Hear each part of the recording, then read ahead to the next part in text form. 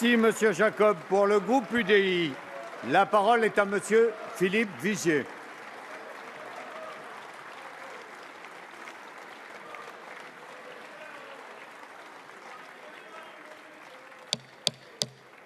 Monsieur Denaja, s'il vous plaît.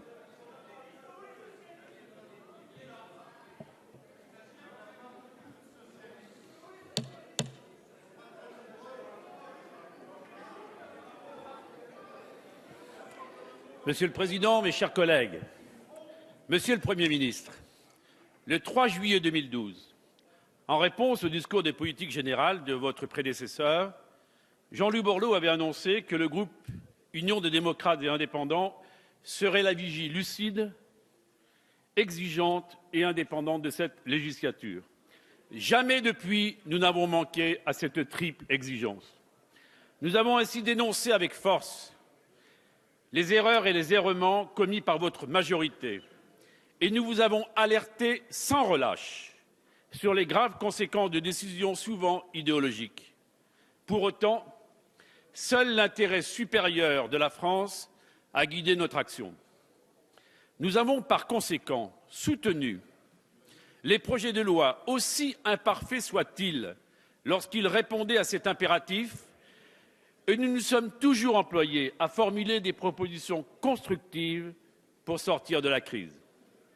Lorsque le président de la République a annoncé le pacte de responsabilité et de solidarité pour améliorer la compétitivité des entreprises et le pouvoir d'achat des ménages, nous avons espéré que la page des 2 premières années du quinquennat allait enfin être tournée. Oui, nous avons espéré que François Hollande allait prendre conscience que sa seule priorité devait être d'apporter une réponse efficace pour faire enfin baisser le chômage. Au nom de l'intérêt général, notre groupe avait annoncé qu'il était prêt à soutenir le pacte de responsabilité et de solidarité s'il constituait le sursaut économique et social tant attendu par la France. J'avais exprimé, Monsieur le Premier ministre, à cette tribune, la même bienveillance lors de votre discours de politique générale et de la présentation du programme de stabilité qui prévoit une diminution des dépenses publiques de 50 milliards d'euros d'ici 2017, ce qui avait conduit une majorité du groupe UDI à s'abstenir. Aussi, avons-nous entamé l'examen de ce projet de loi pour la croissance et l'activité avec l'espoir, oui l'espoir, qu'il constitue une chance, oui une vraie chance de tourner définitivement la page des 2 premières années du quinquennat, avec l'espoir qu'il donne des signaux aux créateurs de richesses, qu'il donne de l'oxygène à celles et ceux qui entreprennent, qu'il libère enfin des énergies qui sont étouffées par les contraintes, les normes et les immobilismes. Nous avons pris, Monsieur le Premier ministre, nos responsabilités en nous engageant sans réserve dans ce débat avec l'espoir de l'enrichir.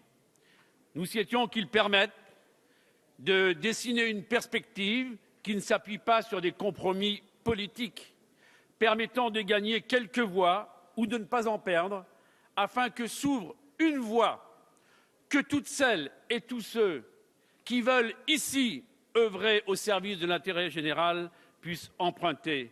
Une voie que chacun et chacune connaît, celle de la modernisation de la France.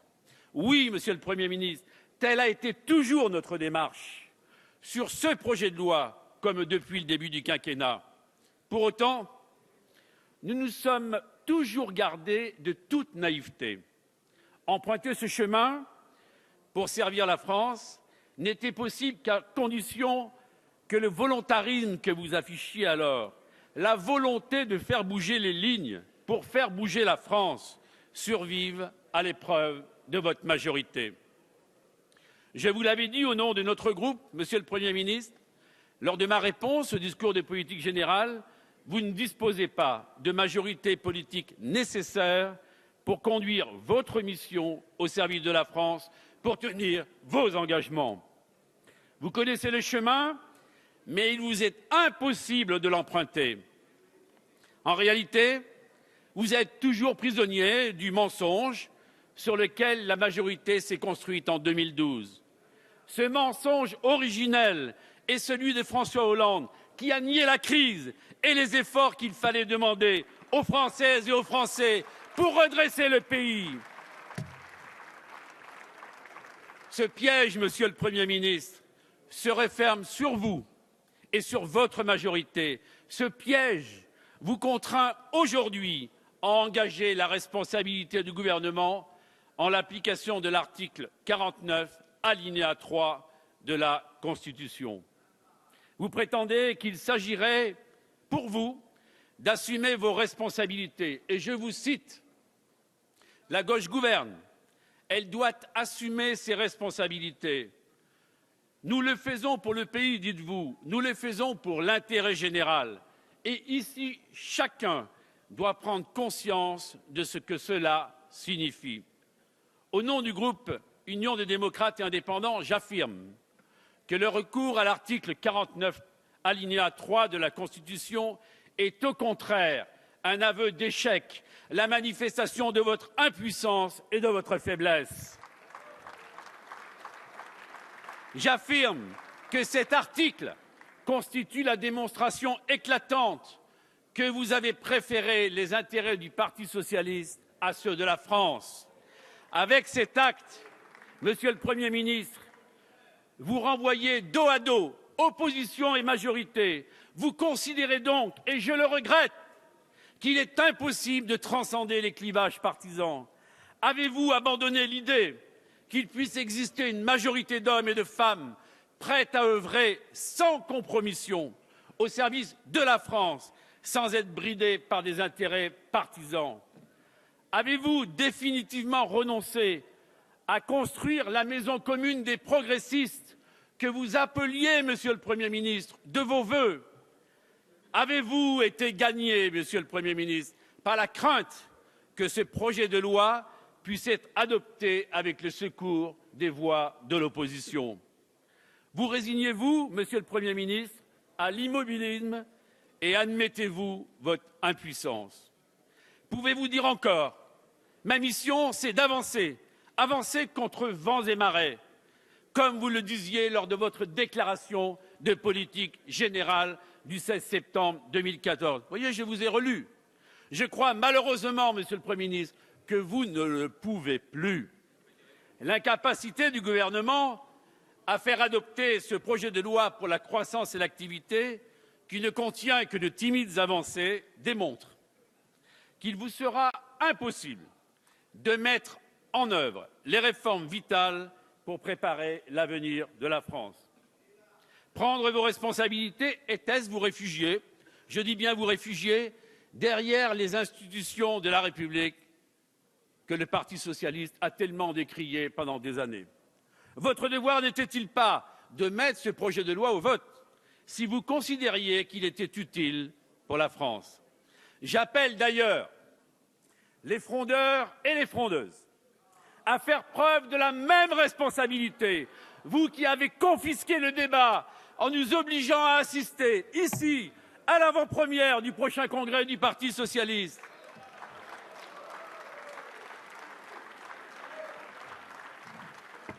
À vous les archaïques qui refusez de voir que le monde a changé, que vous voulez construire la France de demain sur la nostalgie, sur les postures, sur les slogans, je vous le dis, prenez vos responsabilités, renversez la table autour de laquelle vous êtes confortablement installés.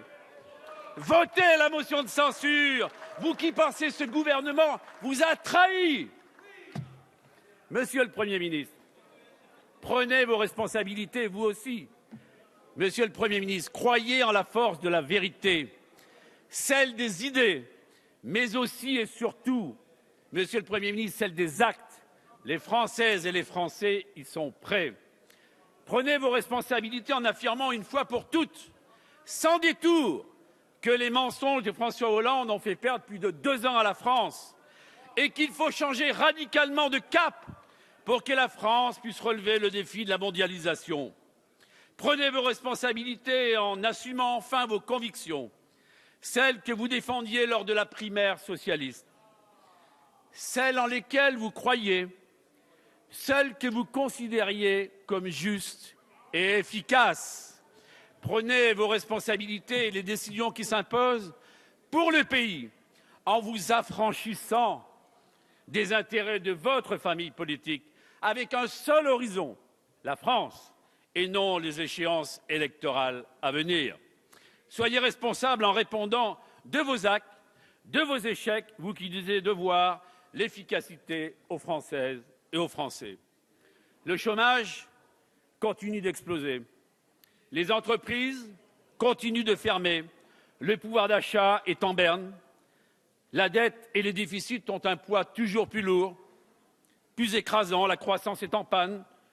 L'absence de confiance ronge la France, qui se réfugie dans la colère, dans l'indifférence et dont la défiance se traduit par le vote extrême et l'abstention. Élection après élection, le Front national et l'abstention ne cessent de progresser.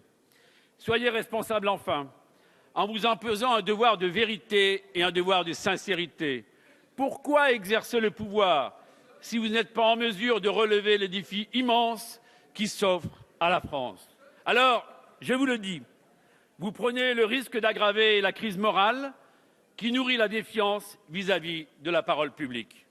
Ne vous réfugiez pas derrière la Constitution pour continuer votre fuite en avant. Ne tentez-vous pas de rassembler votre majorité, ou du moins ce qu'il en reste, contre la motion de censure, à défaut de pouvoir la rassembler autour d'un projet cohérent et d'un projet courageux. Monsieur le Premier ministre, n'êtes-vous pas quelque part l'otage de votre majorité? Cette question, elle est fondamentale, car l'ampleur des défis que la France doit relever est historique. Nous devons les affronter la tête haute et le regard droit. Nous devons avancer sans bouler aux pieds.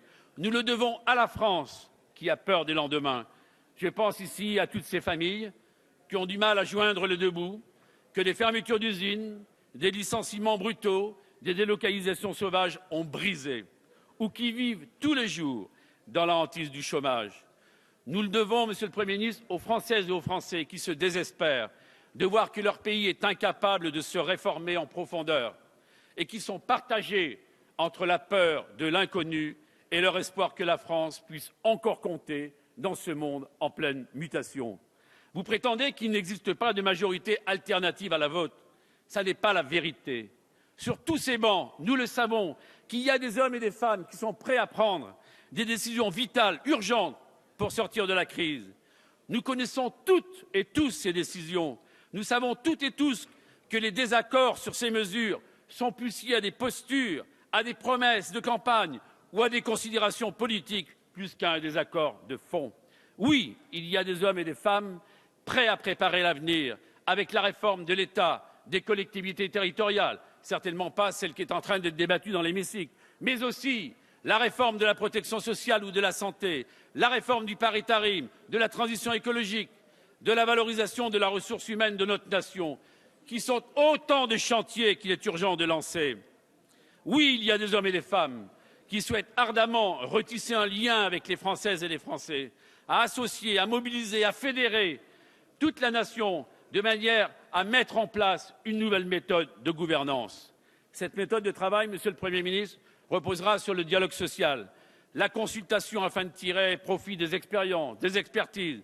Elle s'appuiera sur l'écoute, le compromis, le rassemblement le plus large, en dépassant les considérations partisanes et corporatistes, pour engager les transformations profondes dont notre pays a tant besoin. Elle encouragera la proximité, l'échange de bonnes pratiques. Elle préférera le contrôle à l'évaluation et la multiplication incessante des normes qui paralysent toutes les initiatives. Oui, Monsieur le Premier ministre, il y a une majorité alternative, faite d'hommes, de femmes, qui veulent prendre leurs responsabilités. Ne voyez pas dans votre impuissance celle de la politique tout entière. C'est en ce sens que le groupe UDI, et en son nom j'affirme, que le soutien à la motion de censure présentée aujourd'hui ne relève pas d'une démarche politicienne. Il s'agit au contraire d'un acte de foi en la France, en son énergie formidable, en sa capacité éprouvée à sortir plus forte des épreuves. Nous croyons à ses intelligences, à ses talents, à sa force de travail. Nous sommes fiers de son attachement viscéral aux valeurs de la liberté, d'égalité et de fraternité. Nous croyons que l'histoire de la France et le progrès sont intimement liés et qu'elles ne doivent jamais cesser de l'être. Monsieur le Premier ministre, cette croyance que nous avons, je le sais, en commun, vous avez décidé de faire passer après votre majorité, en engageant la responsabilité du gouvernement. Vous ne trompez plus personne, votre majorité est dans l'impasse. Vous êtes dans l'impasse. Vous ne pouvez mener à bien les réformes indispensables pour redresser le pays. Ce quinquennat, mes chers collègues, s'est donc arrêté mardi à 16h25. Depuis, chaque seconde qui passe est malheureusement et irréversiblement perdue pour la France. Aussi parce que nous ne pouvons nous résoudre à ce que l'intérêt supérieur de la nation soit plus longtemps pris en otage par votre majorité, nous voterons la motion de censure. Merci, Monsieur Vigier.